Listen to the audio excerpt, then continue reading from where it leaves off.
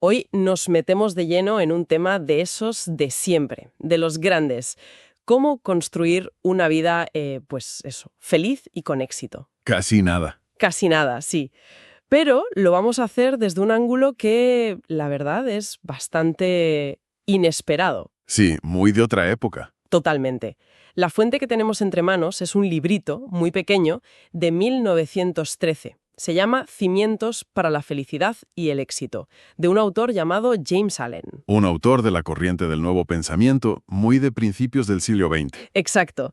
Y la pregunta es, ¿puede un manual de estos, de antes de las guerras mundiales, de antes de Internet, puede ofrecernos algo hoy? O si es solo una curiosidad histórica. Eso es. O sus cimientos son tan sólidos que aguantan más de un siglo. La idea central del autor, y esto me parece muy potente, es una analogía. Con la construcción, ¿verdad? Sí, nadie levantaría una casa sin un plano, sin empezar por los cimientos. Pues él dice que la mayoría de la gente vive así, sin plano mental. Y claro, el resultado es el caos. Exacto. Así que hoy vamos a analizar ese plano que él propone. Pues vamos a ello. Venga, empezamos a desgranar esto. La primera idea, que parece casi de perogrullo, es que hay que empezar por el principio. Suena obvio, pero es que es la base de todo. Claro, él dice que un atleta no empieza en la meta, ni un estudiante aprende álgebra antes que, no sé, que el abecedario. Exacto, y lo que hay detrás de esa idea es una convicción muy fuerte del autor. Para él, la felicidad y el éxito no son suerte. No son una lotería. Para nada. Son el resultado del orden y de la claridad. Y aquí viene lo interesante. Defiende que los principios de cualquier cosa son siempre muy pocos y muy sencillos. Ah, eso es interesante. Da dos ejemplos que a mí me parecen geniales. Dice que toda la complejidad de las matemáticas, todo el comercio mundial, se basa en solo 10 cifras, del 0 al 9. Es verdad. Y que toda la literatura, desde Shakespeare hasta el tuit más simple, se construye con apenas 27 letras. No puedes ignorar esos ladrillos básicos, ¿sabes? Claro, son los cimientos. Eso es. Y su argumento es que en la vida pasa lo mismo. Hay un puñado de principios básicos, y si los ignoras, lo único que consigues es confusión y fracaso. Entendido. La base es orden y simplicidad, pero, bueno, sigue sonando un poco abstracto. ¿El autor aterriza esto en principios de conducta concretos? Totalmente. De hecho, ese es el núcleo de la primera parte del libro. Destaca 5 principios que él considera las piedras angulares de esa construcción. Venga, pues vamos con el primero. ¿Cuál es la primera piedra de este edificio? La primera es el deber. El deber. Suena muy solemne. Suena solemne, pero él lo define de una forma muy particular. Dice que es una dedicación estricta a tus propios asuntos. Vale. Y, a la vez, una estricta no interferencia en los asuntos de los demás. O sea, ocúpate de lo tuyo y deja a los demás en paz. Básicamente. Implica estar presente, ser minucioso en lo que te toca. Y lanza una puya muy interesante. Dice que la persona que siempre está pontificando sobre cómo deberían vivir los otros, Suele ser la que tiene su vida manga por hombro. exactamente, la que peor gestiona su propia vida. ¿Tiene sentido?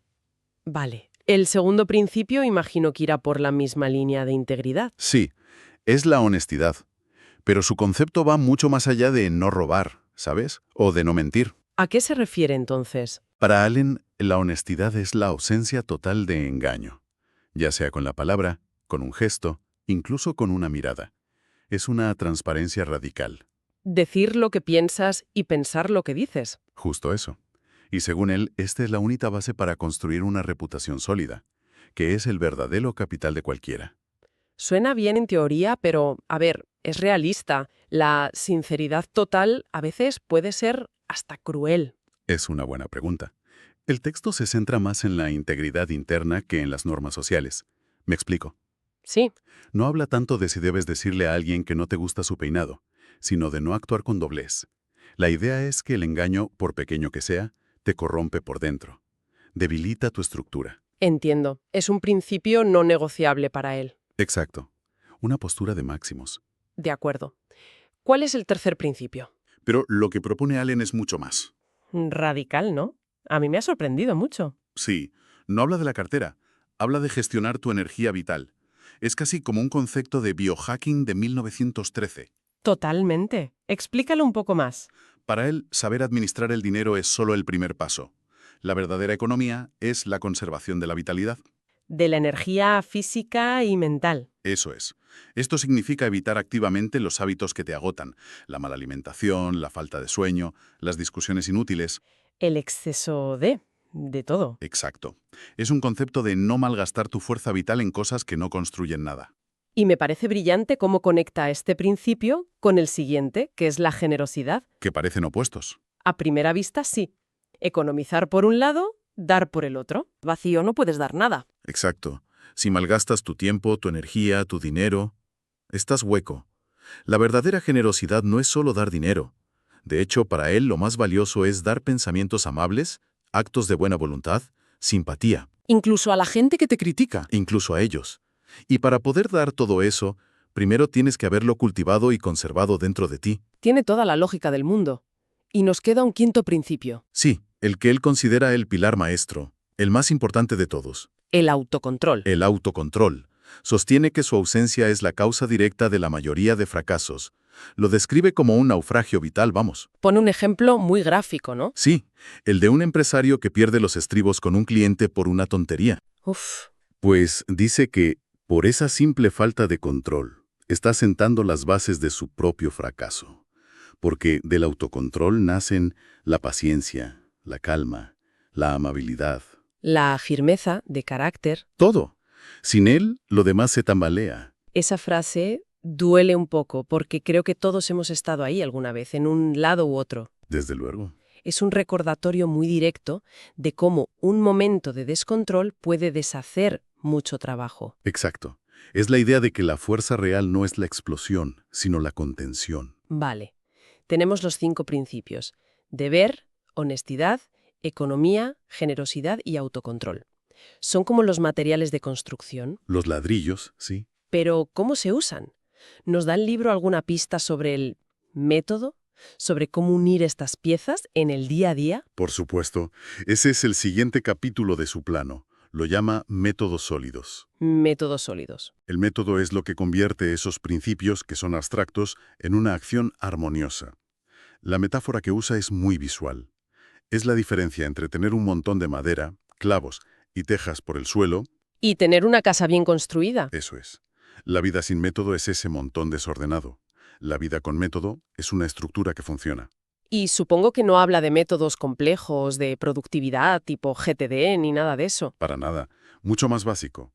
Da ejemplos que hoy podrían sonarnos casi infantiles, pero que encierran una gran verdad. ¿Cómo cuáles? Pues habla de tener una hora regular para levantarse y para acostarse, de prestar atención a las comidas, no solo a qué comes, sino a cómo comes, De ser consciente. claro, de tener horas para el trabajo y horas para el ocio, y no mezclarlas. Insiste en que la persona sabia cuida estos pequeños detalles. Mientras que el necio los desprecia por considerarlos insignificantes. Justo. Es curioso, porque hoy en día con la cultura esta de la optimización, buscamos el gran hack que lo cambie todo. Sí, el truco mágico. Y él nos dice que no, que la clave está en ordenar lo más pequeño. Y supongo que ese orden externo luego se traslada adentro. Exactamente. Ese es el puente hacia el siguiente nivel. Porque el orden de tus horarios y tus comidas es solo el entrenamiento. El método se extiende a la mente. ¿Cómo? Pues se trata de aplicar esa misma disciplina a tus pasiones, a elegir las palabras que usas, a ordenar tus pensamientos de forma lógica. O sea que la disciplina mental. Es, y lo cito, el método aplicado a la mente. Es un proceso que va de fuera hacia adentro. Ordenas tu día para ganar la fuerza para ordenar tu mente. Y supongo que una mente ordenada se traduce en un tipo de acciones muy concretas, ¿no? Has dado en el clavo. Hace el libro una distinción entre lo que hacemos por impulso y lo que hacemos con intención. Porque ahí está la clave, me parece a mí. Totalmente. El siguiente concepto que introduce es el de las acciones verdaderas.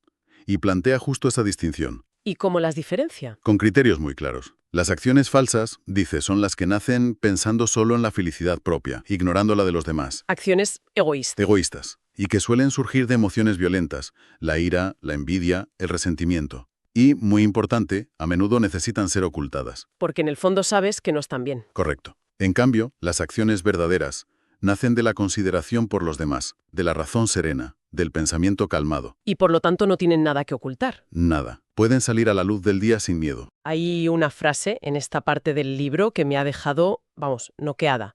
Escribe: para quien obra correctamente, la irreflexión es un crimen. Es durísima. Es que no valen las buenas intenciones. No.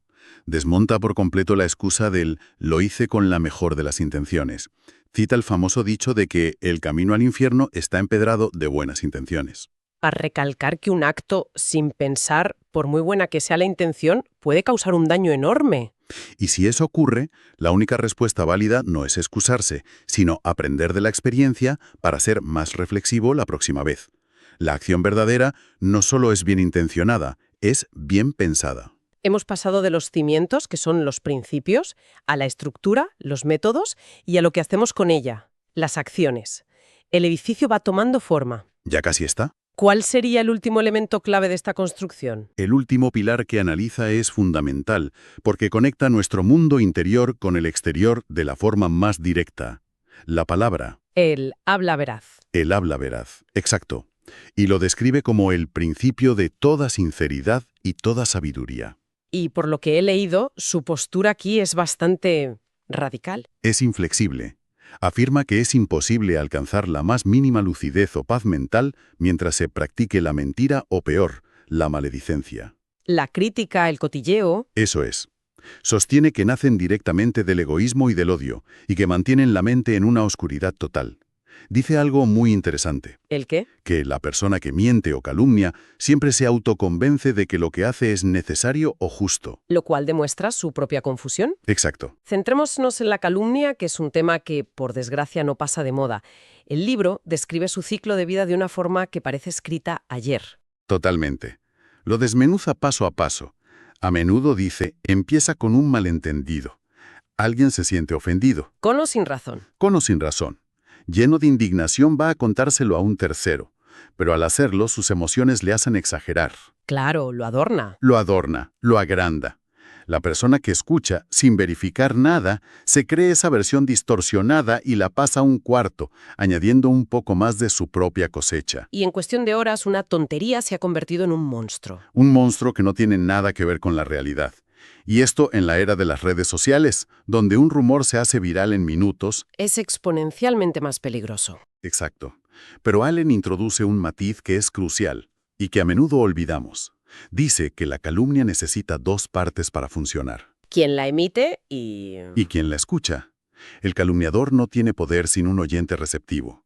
La persona que oye un rumor, se lo cree sin cuestionarlo y actúa en consecuencia, es tan cómplice como quien lo inventó. Uno es el calumniador activo y el otro el pasivo. Eso es, ambos son responsables. Y luego llega una reflexión psicológica que es brutalmente honesta. Sugiere que el dolor que sentimos cuando nos calumnian es proporcional a nuestra propia tendencia a creer calumnias sobre los demás. Es una de las ideas más profundas del libro. Te obliga a mirarte al espejo. Es como si dijera que tu vulnerabilidad al juicio ajeno es un reflejo de tu propia falta de caridad en tus juicios. Y esto nos lleva a su conclusión. ¿Qué es? La persona que ha dominado el habla veraz, que no miente, no exagera y sobre todo no escucha ni participa en la maledicencia, se vuelve inmune al daño real de la calumnia. Inmune. ¿Cómo es eso posible? La reputación se puede dañar igual. Temporalmente, sí. Su reputación puede verse afectada en la mente de los que creen el mal, pero su carácter, su integridad, permanece intacta. Y lo más importante, su paz mental. También. ¿Por qué? Porque sabe que lo único que puede mancharle de verdad son sus propias acciones, no las palabras de otros. Ese conocimiento interno es un escudo. Un escudo impenetrable. ¡Qué potente! Entonces, si hacemos un resumen del viaje, hemos empezado por los cimientos, con principios como el deber y el autocontrol. Sí, Hemos subido por la estructura, con los métodos del día a día. Hemos visto qué tipo de acciones salen de ahí y cómo se manifiestan en nuestras palabras. es un sistema completo, de los pies a la cabeza. Exacto. El mensaje central parece muy claro.